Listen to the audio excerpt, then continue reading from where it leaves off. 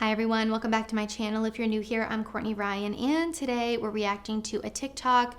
This is a bit similar to the video I reacted to not too long ago about men not wanting to commit at 30 and all of that jazz, but there are some other points I wanted to cover here that I missed in the last one, and I also wanted to ask real men who follow me instead of just giving my opinion, but of course I'll do that too. So let's watch it, get back into it, and I will tell you what I think and what all of you men who follow me think. I just wasn't expecting guys to still be so immature in their 30s or be so scared of commitment because now I feel like they have an extra, like when they're a frat boy and they're like, yeah, I'm just trying to live my life, like whatever, okay, that's still annoying, but we get it, you're 23 and you want to live life. But when you're 34, when you're 35 and you're still like, yeah, I don't know what I want, I'm like, dude, you're like old. So again, this is a very common thing that I've seen women say on TikTok, on podcasts, on videos about not understanding why men don't want to commit or why men are 30 or in their 30s and are still unsure of what they want, or again, fear commitment. So first, I think it's important that we know exactly why men fear commitment these days. You know, whether you believe these to be valid reasons or not, I'm going to read some of the most common responses that I got now. Parents have a bad marriage and I've seen friends be in bad relationships. Choose wisely. I worry the time I put into a relationship will be wasted if it doesn't work out. I fear I won't measure up to the expectations of that of my partner. I only fear committing to the wrong person. I fear legal commitment, was divorced, and family law system isn't fair.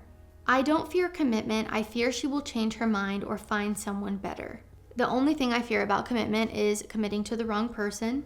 To an extent, I fear not having the same level of commitment reciprocated. I fear it because I don't want to invest time to find out the other person wasn't into me or worse.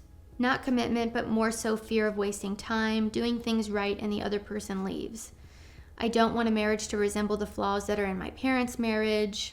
So the most common reasons I saw when you put it all together, those were just a few examples, but fear of committing to the wrong person, someone came from a broken home or saw their parents' marriage or a friend's marriage, fear of legal commitment, so divorce, the family law system, hard to find another person who values commitment, fear of being cheated on, fear of being left and losing half of everything they worked for.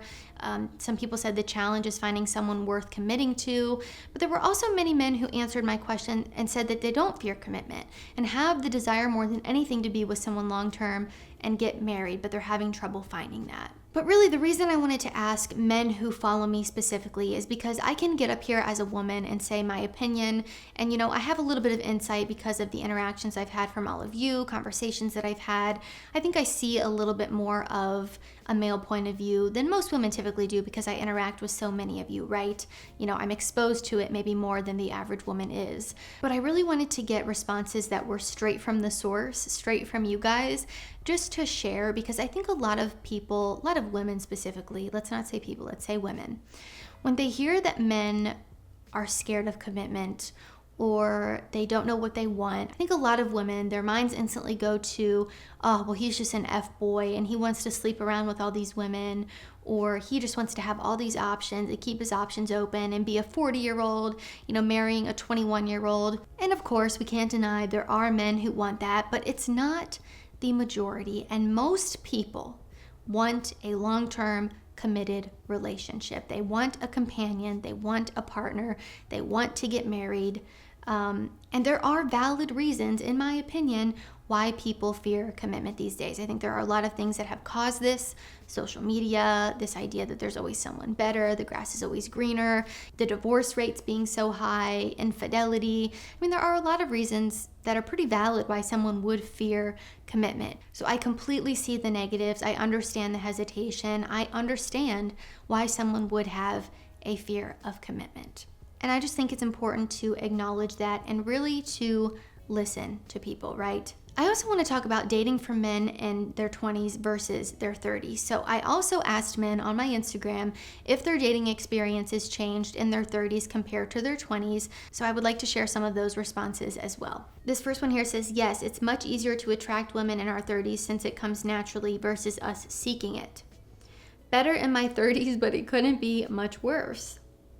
Yes, it has a lot to do with how mature one has become. In my 20s, focused on near term and rushed into things, physically TBH. 30s, happily married 2 years. This says, yes, in my 30s, I now understand what love really stands for, a far cry from my 20s. Yes, it's better, much better. 20s, when I wasn't serious, women were abundant. 30s are the opposite. Yes, I'm 29, almost 30, but now I have more dates. People say men are like wine. People say men age like fine wine. 20s for fun, 30s for having children. Yes, in my 30s, I think I have it slightly easier, specifically with women who want to marry fast. 30s feels more business-like. 20s felt like I could be spontaneous, younger self. A lot of people said it's gotten worse. So there was a mixed bag. I think most people said it has gotten easier as they've gotten older. It is hard at 25. Young adults are building their foundation, hard for commitment. Yes, 30s feels more like a checklist. 20s was easier for online dating, this says. In 20s, it was easier. In 30s, they expect something from you. This says, yes, women prefer older men. They love to pretend it's about maturity when in reality, it's carnal attraction. 20s, in person, less ghosting, easier. 30s, less connections, opportunities, more online. 30s is better. I remember how poorly I was treated in my 20s. Yes, in my 30s, I have a much more clear picture about what I'm looking for in a woman. People are a lot more serious in their 30s. Completely, 20s was really hard. 30s is easy mode. Most definitely, I attract way more women in my 30s and understand them a lot better. So again, a bit of a mixed bag, but a lot of people said it has gotten easier as they've gotten older. And I've talked about this in a past video about getting older and dating. There are pros and cons. There are things that get easier. There are things that get harder. But I think for men specifically, a lot of women tend to want to date men who are a few years older than them. A lot of men in their 20s are building their life. They are really working on their career, their purpose. They are setting the foundation for the rest of their life. They're working really hard. And a lot of women don't necessarily go for that. I think there are a lot of normal, average people who are looking for a normal, average life. I know social media makes it seem like everyone wants the glitz and glam and the luxury and will only date a man who makes 6 figures or who's a millionaire. That's not the reality. I know social media makes it seem that way. Even girls that I brought on for interviews made it seem that way, but that's just a small percentage. And I know so many people in real life who are just looking for normalcy and being average, which is the average and normal for a reason, right? But women do look for safety and stability, and it's something that I'm not going to argue because it's true. As a woman, I can sit here and tell you that. And a lot of times that doesn't come for men until their late 20s, early 30s. Of course, it's different for everyone, but there are reasons why women tend to go for men who are a few years older than them. Of course, it's not all about finances, but women do typically date and marry men who are at least a couple years older than they are.